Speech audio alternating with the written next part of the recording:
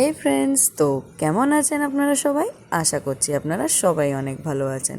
তো দেখতেই পেলেন আমি আজকে স্পেশাল কি রেসিপি করেছিলাম, দই পটল রেসিপি করেছিলাম। তো আপনাদের সাথে এটাই শেয়ার করব যে কি করেছিলাম। আলু ভাজা, এটায় ভাত আছে, আর এটায় ধানকুনি পাতা বাটা করেছিলাম। তো দই পটলের জন্য একটা পেস্ট বানিয়ে নেবেন, পোস্ত, কিশমিশ, কাজু, ব্যাস একটা পেস্ট করে নেবেন একটু জল দিয়ে দিয়ে। তারপর থানকুনি পাতাটা আমি বেটে নেবো এখানে।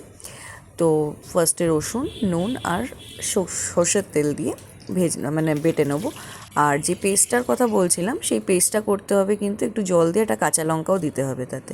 আর তারপর আদা রসুন পেস্ট, কড়াইতে তেল দিয়ে দেখতেই পেলেন গোটা গরম মশলা আর পেঁয়াজ আদা রসুন পেস্টটা দিলাম। এবার নুনটা দিচ্ছি আর হলুদটা দিলাম। এখানে জিরের গুঁড়ো আমি ব্যবহার করছি না, ধনের গুঁড়ো দিলাম।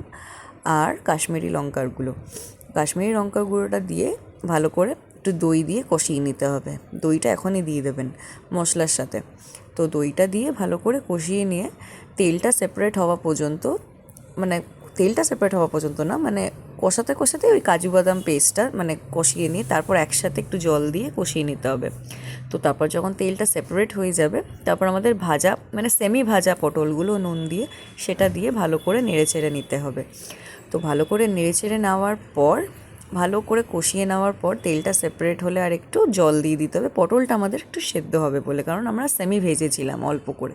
তো এবারে ঢাকা দিয়ে দিয়ে ব্যাস, এবার তেলটা উপরে উঠে এসছে, একটু গরম মশলা গুঁড়ো দিয়ে আর একটু নেড়ে চেড়ে নিয়ে ভালো করে একেবারে যখন তেলটা পুরো রোগানটা উপরে চলে আসবে, তখনই আমাদের দই পটল কষা কষা রেসিপিটা পুরোপুরি রেডি হয়ে যাবে খাওয়ার জন্য।